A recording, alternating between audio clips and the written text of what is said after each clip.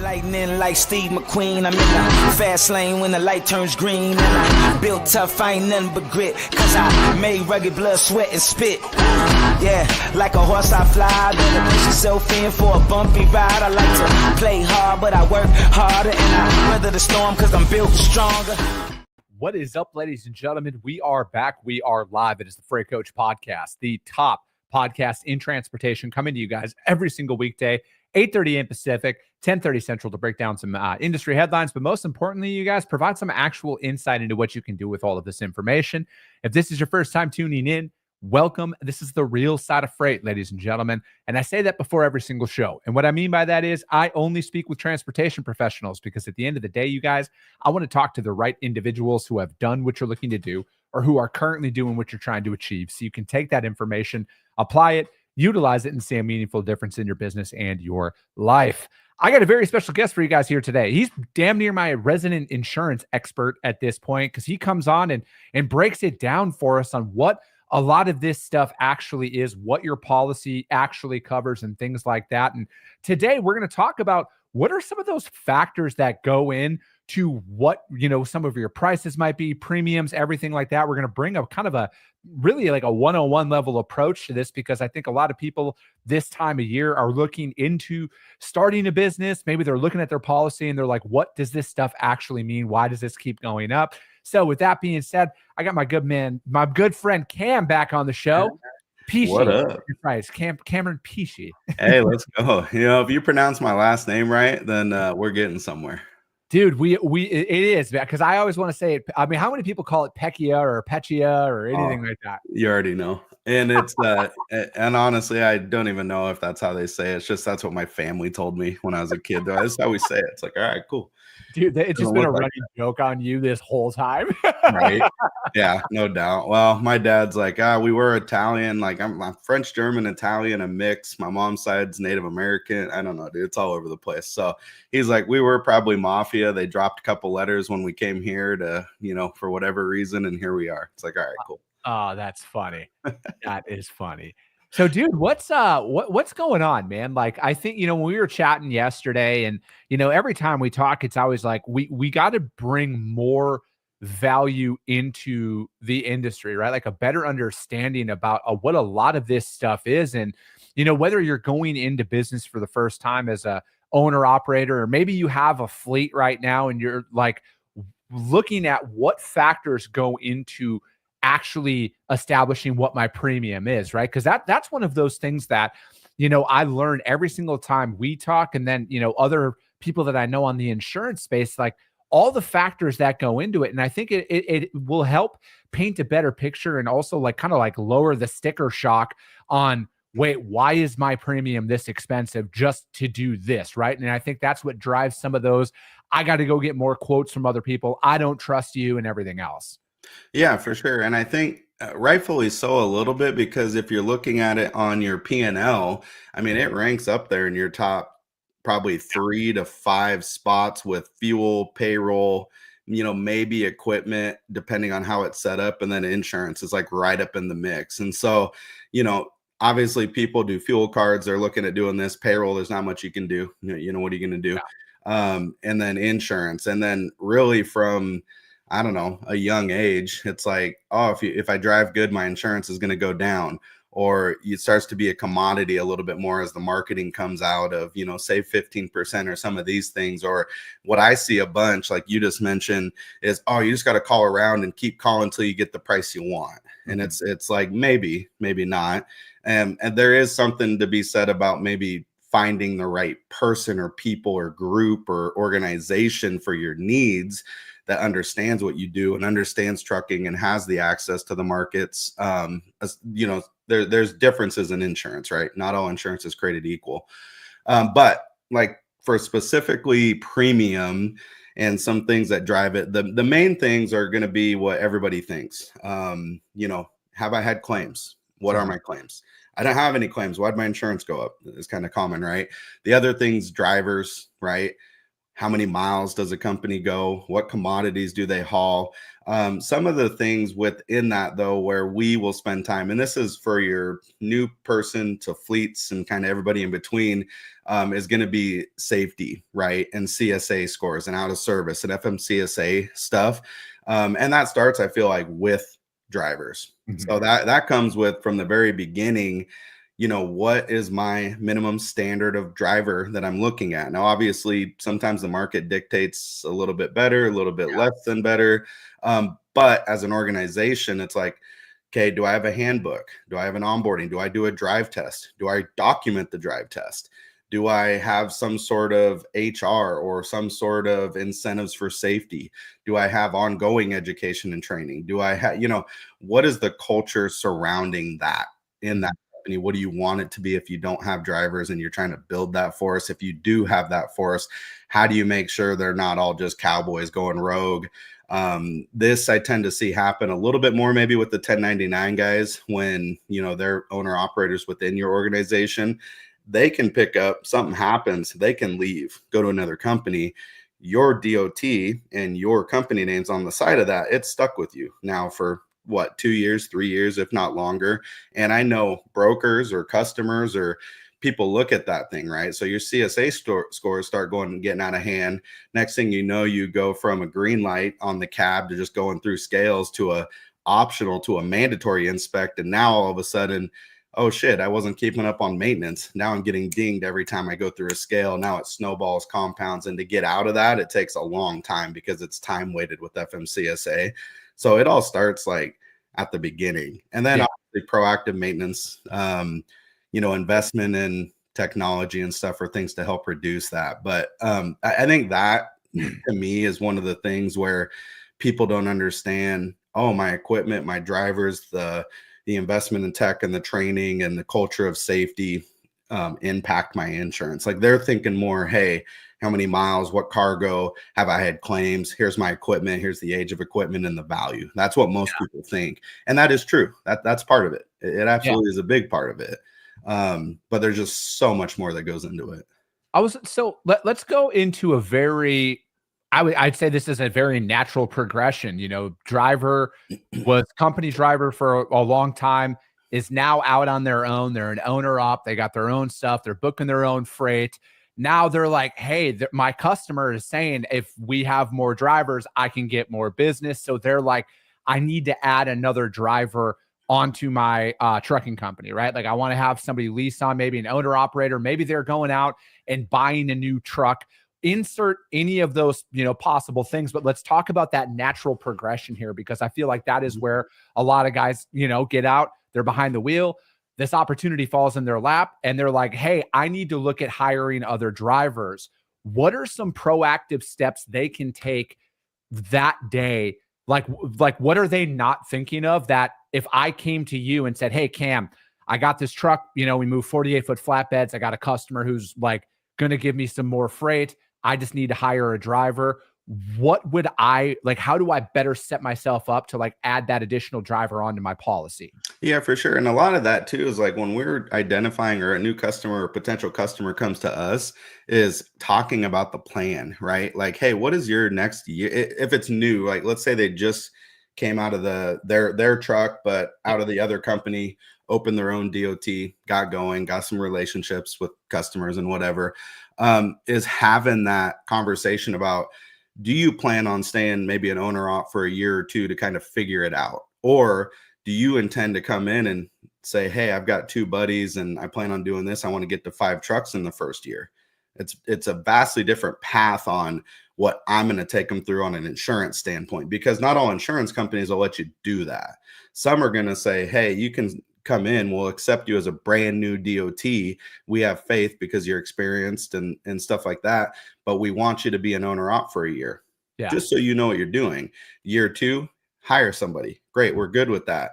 Years 3 and 4 and beyond, it's like, all right, now maybe once a quarter or as you are comfortable, or depending on what your experience. Now, not all new companies are treated the same. Some have massive experience running multiple drivers and their background backs it up. So there is a little bit of a story, and it's my job to kind of have those conversations. So, but what I would say is like, first and foremost, most and too many people get into business without a business plan or without thinking of the next 5 moves and without even understanding what and why they're doing it. They're just a good operator with an opportunity to go make perceived more money. But now all of a sudden comes this responsibility and the stress and the liabilities and the standards, the DOT audits, all the things that, you know, as a truck driver, you really didn't deal with a lot of that.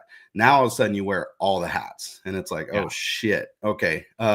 You know, you get a DOT audit, like you have to do it. Like you can't just like ignore them. There's a bunch of things that go into that. So I think business plan first and foremost, figuring out either getting a third-party company. There's so many resources online now. There's so many vendors that you can talk to. You might have buddies that own a bigger company that maybe have done it and they're set up pretty well. Is start looking at what your minimum standards are going to be, what your absolute, you know, no's are going to be, like whether it's, you know, drug and alcohol violations or X amount of violations on the record. Make sure you have some sort of minimum standard of this age, this many years of experience in open deck. You know, this is my ideal person, and you kind of work from there. But all of this stuff matters as you grow and get bigger. When you get to with, let's just say, a target painted on your back, and in the eye of the public, every truck company has a target on them. They're a rolling ATM. So you go to court, you don't have any of these standards. Let's say you're not even at FMCSA minimum standards. Yeah. You're an easy target. Now, FMCSA minimum standards, guys, those aren't what you want to be at. That's not what you strive to be like at. You want to be well above those, and it starts at that moment. And so then when you go through your hiring process, your pre-drive, your ongoing safety, your, you know, whatever you want to do, you create your business how you want. But if it's buttoned up and it's all documented and your meetings are documented and your drivers are engaged and all this stuff happens, it looks way better come to the time you end up in court when these attorneys are trying to get a 10 million, 20 million, whatever $1 million verdict out of you, that they're going to try to take your company is what's happening there. No, I mean, it's extremely sound advice, right? Like, in, you know, as somebody who's built up, I've been in that situation a few times, not like legal in court, but like when I went out, like the fact that I had a CPA, a bookkeeper, and clean books in my businesses, for example, opened up, like it was almost like a weight off of any lender's shoulders, because you're like, oh shit, you guys are taking this seriously, right? Because, you know, to talk, you know, because to me, it's like when you start something, you're so desperate just to make money, you know, because the reality is when you're out there on your own, you put a lot of capital out there, you know, a lot is relative, right? And with buying a truck and trailer, it's a lot different than some people, right? You might be $250,000 in the hole before you even start your truck, right? So you're like, I got to get revenue. And I understand personally the desperation, that feel of like, I just need money. I just need something. Cam, you get it as well. You started out with nothing and you've fought your way to get that consistent revenue, right? Yeah. But it's like a lot of what I feel like you're saying here is these are some of those things that you should be paying attention to from day one. On what direction are you looking to head, right? And it's a lot easier for me to sit here now coming up on 5 years in and saying, yeah, Cam, you're exactly right. Like I probably should have done a lot of that differently when I first started. And that's literally, you guys, the entire purpose of this show is to save these years for you to start thinking about this stuff day one, because it's like, it's going to come a time, right? Like it's natural, right? You put enough calls out there, you do a good enough job, people are going to start rewarding you with more work. And then this conversation's inevitable unless you are that driver who's like already decided, listen, it's just me. Like my old man, right? He reached a point where he's like, I don't want to work for anybody else. I want to do my own thing. I don't want to mess with anybody.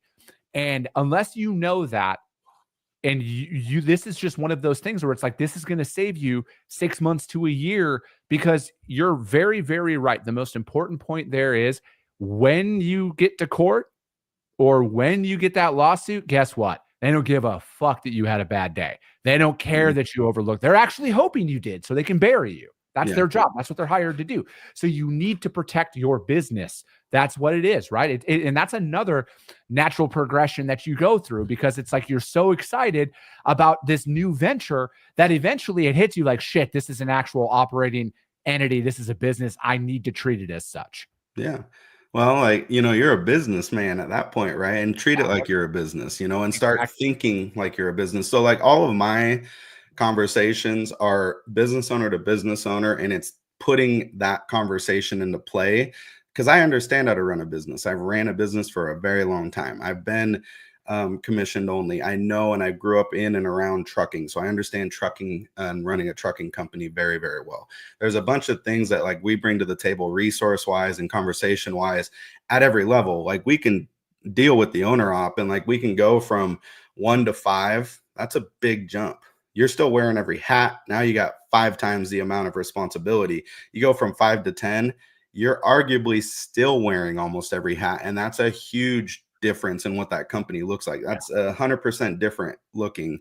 And that's why it's so maybe risky to the insurance company. So when you start doing that, you hear these stories of my insurance got canceled. I can't find insurance. My rates went from, 8,000 a year, 10,000 a year, 12,000 a year to 25,000 a year. I mean, there's significant jumps. And the thing you cannot really predict, you can somewhat with a good partnership, with a good agency, someone in your corner, they can help you kind of minimize some of those rate increases that come, because it's inevitable, especially in this last couple of years, dude. There's so many things that are not in that list of like, hey, what drives my premium, that affect it, from economy, from the investment market, from the wars around the world, from disasters around the world. Insurance companies actually buy insurance. It's called reinsurance. And so they have to get rates set and go secure rate. And those things all affect that ability to purchase it at a competitive rate.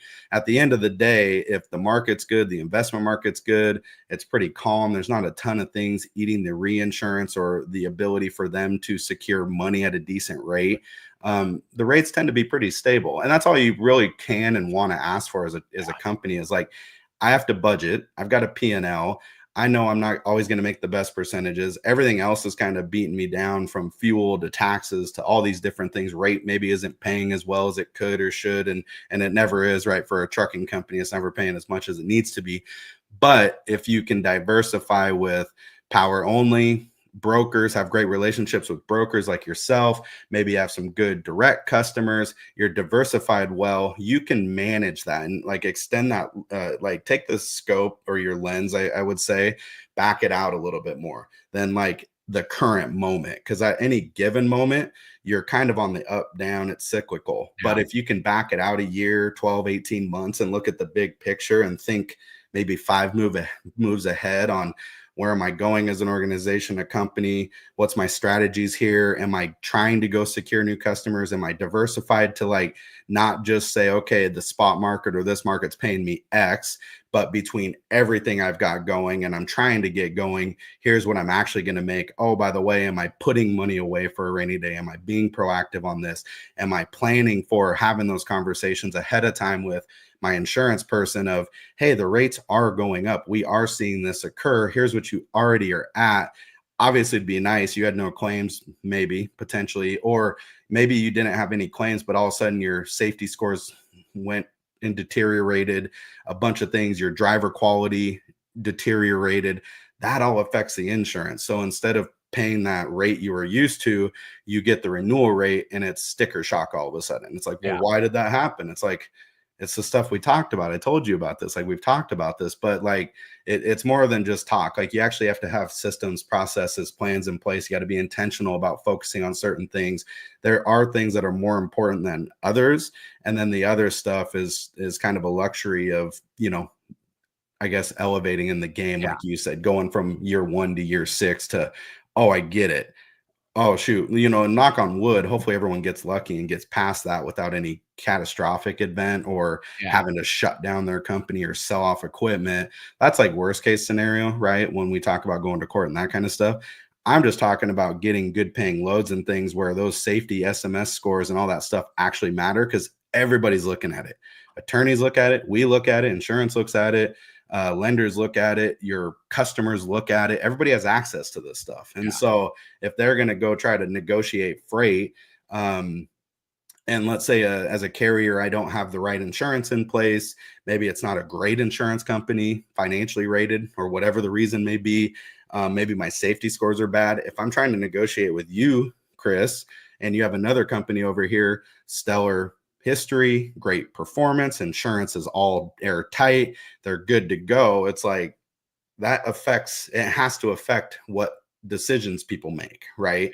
Whether it's good paying, bad paying, they go with you, they don't go with you. There's so many things that come into that I don't think the truckers sometimes think about. They just think, oh, I'm gonna just go get on the spot market, bid it, and it's fine. And if I need it, I'll deal with it later, right? Yeah, I think, again, and this is just coming from somebody who doesn't actually own trucks, but I think that, a lot of the people that I talk to who do own trucks, a lot of the individuals that I've interviewed on this show, they've implemented what Cam is saying here, right? Like talking about systems, processes, procedures. There's verifiable, like, hey, we're a legit company, right? Like, and these are, it seems, again, it's like ultimately this show is always going to be based on, it's providing that information, because you might not know this, right?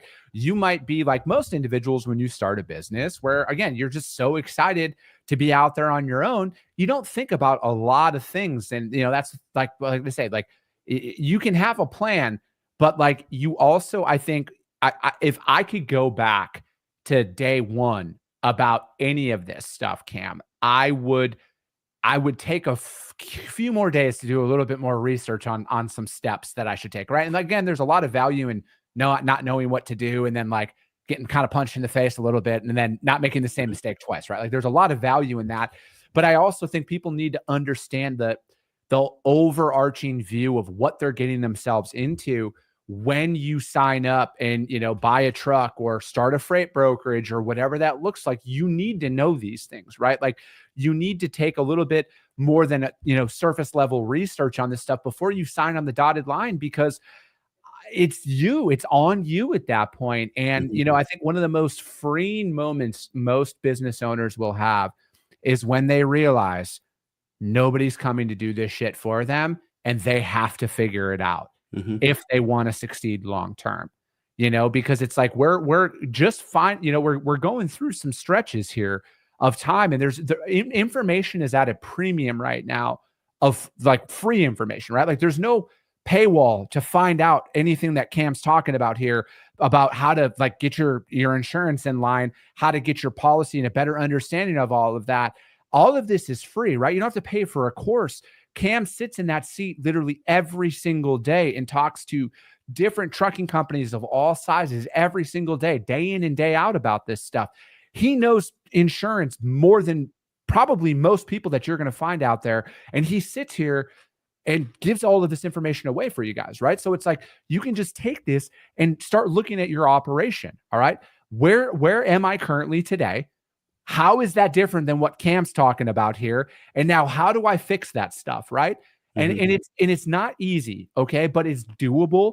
And if you want, whatever direction you want to take your company, like these are the necessary steps. If you're sick and tired of your premium going through the roof, or if you're sick and tired of not getting the best financing terms from your lenders and stuff like that, you got to internally look and be like, is it my processes? What are they telling me that I'm not actually hearing or understanding? And then start making those changes. Yeah. Well, and it's not all bad too. Like there's a lot of excitement, and there's a ton of excitement about it too. Cause like at the end of the day, insurance is one of those necessary evils, right? Oh, I've got to have it. It's required. I can't work without it. But when something happens, at no point, let's say you have you hit a four-wheeler. Let's say one of your drivers does, like the first thing that's most important is the people. Like, is everybody okay? And if not, or even if it's a minor accident, at no point where you're like, man, I'm glad I found that cheap insurance and I saved all that money. The first thought you have is am I covered? Yeah.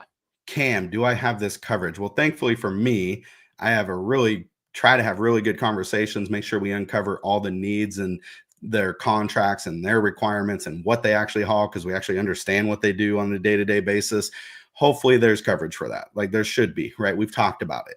What happens though, and this is kind of the biggest misconception, and I'm not saying don't settle or Don't like do your research. Yeah. But when you call around and just get a bunch of insurance quotes, it does not help you. Mhm. In fact, it can hurt you, Why? because think of Is like you're applying for it's not the same, but I'm just using as a reference, Yeah. like applying for a loan for equipment or your whatever. And all of a sudden you're pulling credit, pulling credit, pulling credit, pulling credit, pulling credit. It doesn't look good to the lender, right? They're like, what are you doing? Like, and it reduces your score in that circumstance. Kind of similar with insurance. Like, it's still a relationship business on some level, right? If I have a relationship with you as a client, I have a Mhm. good understanding of your operations. I know where you want to go. I know your history. I know that we had a little bit of trouble here, but we've cleaned it up and we've been proactive on fixing these things and implementing process and procedure to make sure and ensure this doesn't happen again and all that kind of stuff. It is much easier for me to go to my relationships with like the top insurance companies and say, hey, yes, we've had a little bit of trouble. Here's what we've done. We've worked with this client for years. Here's what we've seen from them. Here's our history. Here's the track record. Here's everything we've got. And all of a sudden, the underwriter, on something they wouldn't even maybe want to do in the first place or be competitive on, now is like, you know what? I like that. Okay, let's do this. Perfect. There is still some of that on the back end. Not all companies do that now. And I don't want to drop insurance company names, but Yeah, I we'll got you. just go with some of the ones that people know off top of their heads, where it's like, oh, I called this agent, called this agent, called this agent, same company. They're the same. They're all selling you the same product, but they're different prices. The consumer, and what I see in these groups is like, well, people get different rates and people get Yeah. a better deal or what? No, they don't. People have access to X amount of companies. The ones that kind of dabble in it, all of them have the same companies, the insurance companies. The ones that are a little bit more elevated have a little bit more insurance companies. The ones that specialize and only do that have the best and all the other insurance companies, because we want to make sure we have options for your journey where we've got to place you. What makes sense for you? We have all those. Our Mhm. job is to take that off your plate, take that time, give it back to you, and us go to the market, us give you the advice, us work with the roadmap and create that map for you to say, hey, you want to go from 5 trucks to 15 trucks. Here's what we got to do. Here's how we got to do it. We're going to plan for this. Yes, it might be a little bit more, quote unquote, expensive in the early stage, but here's why, and here's how this is going to work. And, the underwriters and the back end start getting multiple submissions. The information doesn't match. Equipment's different. Values, maybe the drivers or routes are different. Cargo doesn't sync up because the other agent didn't ask you any questions. They just said, oh, send me equipment and drivers. We'll get you a quote. How confident are you if that's all you got, or they asked you and you gave them in a claim? Are you like, man, they really understand me. They know what Yeah. I'm doing. Like, I don't know. People do that and people get a good rate. And then I guess they just, maybe get lucky, never have claims or whatever. But in my world, it's like, yeah, I wouldn't do that. Be Yeah. zero chance. I want to make sure that my person knows my company. And if they don't ask me what I'm doing, or maybe even worse, they actually don't understand what I'm doing. They think a flatbed is like a legit, like single axle flatbed truck, not a tractor trailer. I've seen this. And that's kind of why I kind of chuckle on that. It's like, holy shit, dude. Like, they don't even know what they're doing. Dude, So, I 100% agree. As we're wrapping up here, Cam, what is, like, in your opinion, based on our conversation today, what are 3 steps that people can like look at or follow to have a better understanding about why their premium might be where it is? I think the 3 steps or things to pay attention to is all the best practice stuff that you would look at. If you take a snapshot of your company and where you want to go, because you're always trying to improve, you look at what that company you're running would look like in 5 years. Look at that and say, okay, that's the top 3 things. We're a culture focused and surrounded by safety. Safety's first. The driver culture is amazing. Our retention and driver retention is great. People want to come work for us. And safety, like everything in our, let's say our equipment's top of the line, it's shiny, it's all new, or it could be old, but like well maintained. Yeah. I'm not saying new is better. Yeah. But like you take pride of ownership, right? In all of your stuff, those things will equate to better insurance. I mean, it seems kind of weird, like thinking about it in that terms. But also, like, the 1/4 I would throw in there is an investment into your technology and the forward facing. I know driver facing cameras are a hot button topic, but there is a lot of things about front facing, forward, rear facing, 360 cameras, technology that can actually be used for training and bonuses and all kinds of things that can make you better. But more importantly, it makes drivers more aware, makes them more proactive, safer, makes you more defendable in court. There's a bunch of benefits for that. That'd be a fourth I'd throw in there. Dude, I love it. Cam, as always, it's action-packed every time you're on the show. And, again, everything that Cam just said, you guys, is free, all right? And, I like having him on the show because even if you're not his customer and if you had questions for him, he's down to help you guys out, all right? Because he just wants to help people have a better understanding about what they're getting themselves into because of the alternative to this, you guys. And that's where it's you're liable, and maybe your agent's not going to be there at that moment, right? So it's you got to look into this stuff. You got to protect your business. As always, Cam, thank you so much for joining me. DM me if you can't find him. He's all over LinkedIn, you guys. But if you can't find him and you want to talk to him, just DM me. I will gladly put you guys in contact. That is going to be it for today, you guys. I got a guest coming on tomorrow as well. As always, if you guys got value in what you heard, subscribe to the show, you guys. If you're feeling really, really, really ambitious, rank it on iTunes and Spotify as well. That helps it get out there to other people, because if you saw value, chances are your network's going to see value as well. I appreciate you guys. I love you guys, and we'll be talking to you soon.